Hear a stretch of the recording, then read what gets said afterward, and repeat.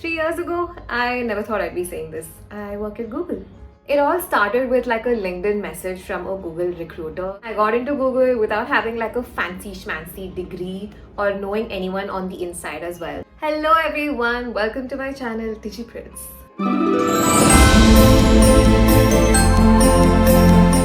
Today I'm doing a roundup of my 3 years at Google and what I learned and how I got into Google. This has been one of the most requested video on this channel as well, so let's get right into it. First, let's start with how I got into Google, because this is going to be a bit of like a story time video because I have learned so many things during this process and I want to share that with you so that you don't repeat those mistakes again.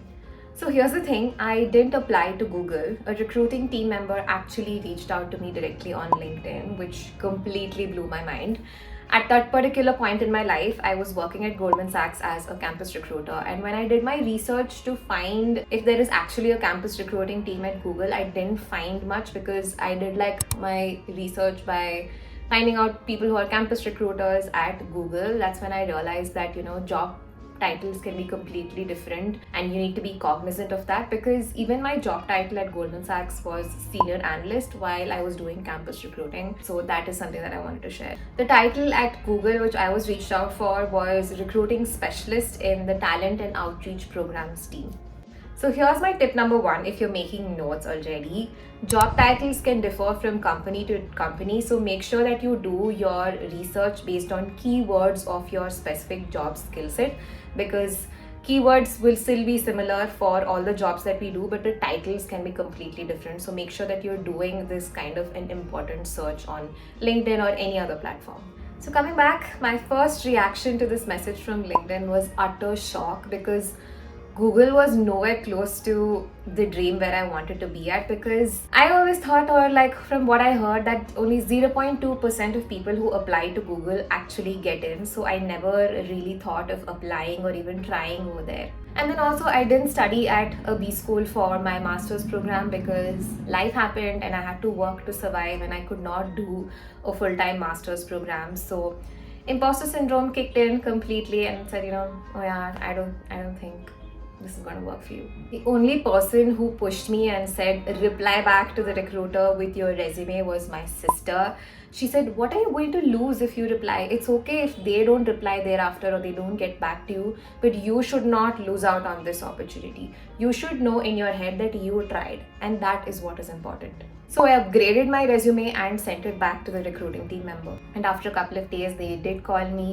They explained the role to me in detail and they asked me if I'd be open to interview for the role.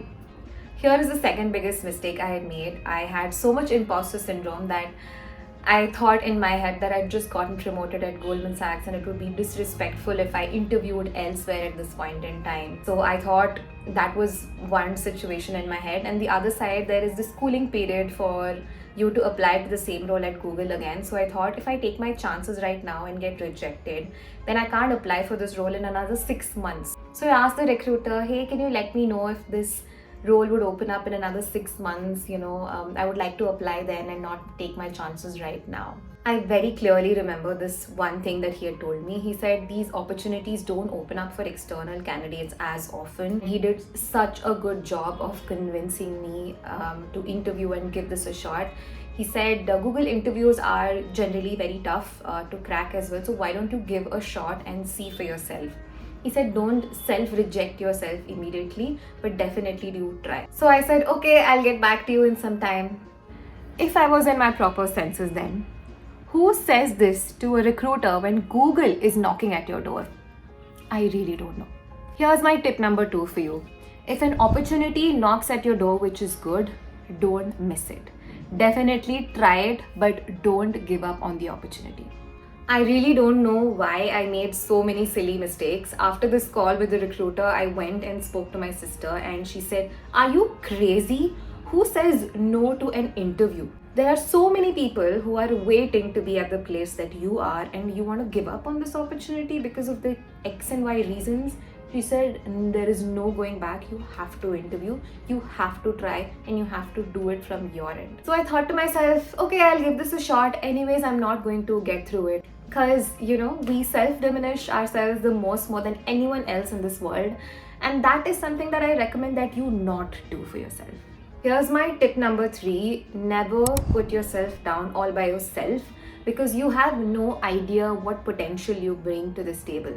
There is a reason why they have reached out to you, because they have seen your caliber, they see the quality of profile and candidature that you bring to the table. So don't self-reject. So in like 2 days, I had prepared for the interview process. The recruiter also gives you an interview guide and gives you a lot of tips as well. So I worked along with those prompts and the type of questions that will be asked.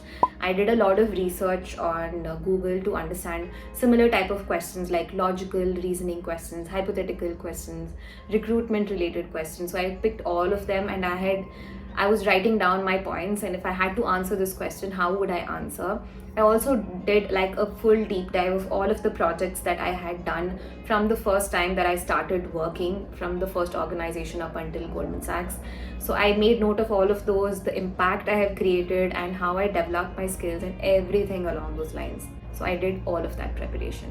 So overall, I had 3 rounds of interview. The first 2 rounds were fixed. I had one member from the APAC team in itself, of the team that I was going to interview for, and there was one cross-functional interviewer.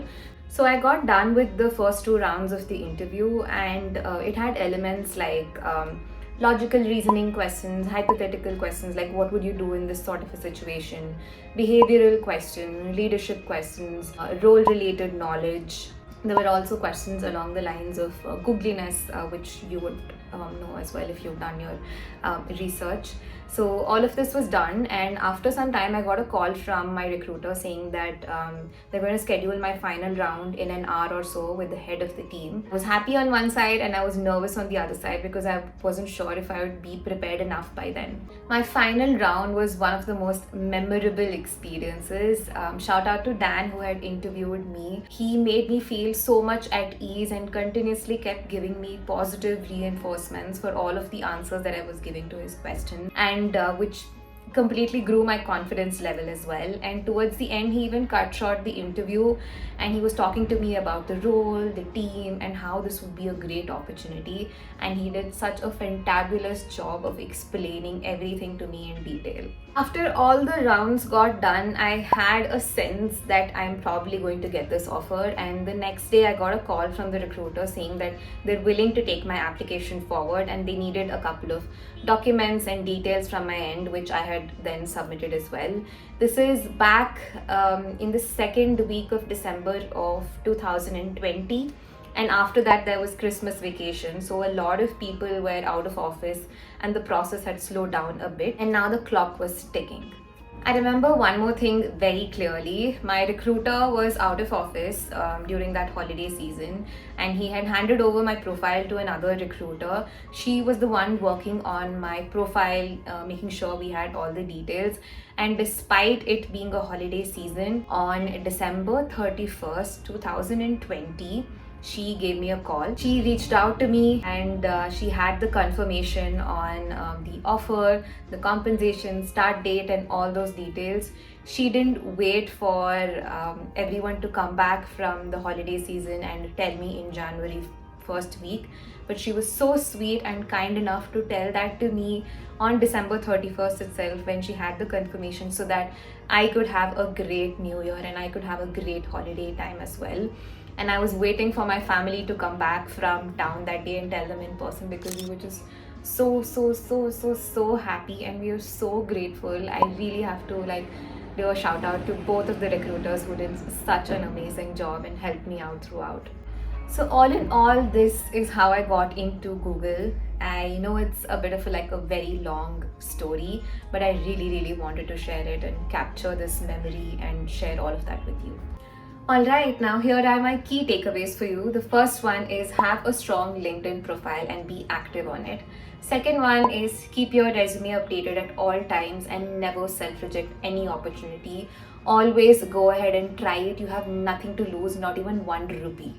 The third one is surround yourself with good people and prepare well for the interview process, because this is like make or break. The fourth thing is don't go by your degree or the college that you studied in, which I see a lot of people doing. It is skill set that matters the most. So plan and work on building and improving your skill set at a college level itself. I was a bit delayed and I built my skills only during my work period and work time frame. And the last thing is job titles are different from company to company, so do your research well. Now moving on to the top 3 things that I learned from my last 3 years here at Google. Work is worship is just a myth for me right now. I don't believe that you should give your life, soul, blood into work.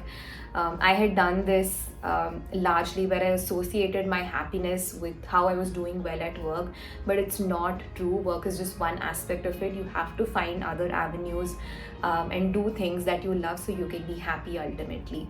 Work is not everything in your life, it's just one part of it that you need to do. Second thing is don't go after perfectionism. You will never be happy with the output. Whatever project or piece of task that you're working on, go and give your fullest of your abilities to it. And it's okay if the output is only 85% there and it's not like 100% perfect like you wanted it to be. Go ahead and finish that task. Otherwise, you will lose a lot of time in doing anything and it will slow you down. So yeah, don't go after perfectionism. My last thing is be curious, learn and take those chances, because you have nothing to lose. Even if your mind tells you that no, you can't do it, just shut that inner voice and go ahead and try it, because you have no idea how mind-blowing you could be at certain things if you only tried it. Like if you only tried it, you would know how well you are at it. And what's the worst that can happen, right? You might screw up a particular task or the output might not be so great. But just look back at your past and see how many things you've messed up. You're still here and you're still improving. So it's completely okay to like mess things up, but don't lose out on those opportunities. So always be curious, learn and learn. Your knowledge is going to be your true wealth everywhere as you progress, and never miss out on opportunities that come your way. Alright, that's it for my long monologue. I'm going to end this video, but I'll just say one thing. Never underestimate how your life can change in just a couple of years. Alright, until then, I will see you in my next video. Take care of yourself. Bye.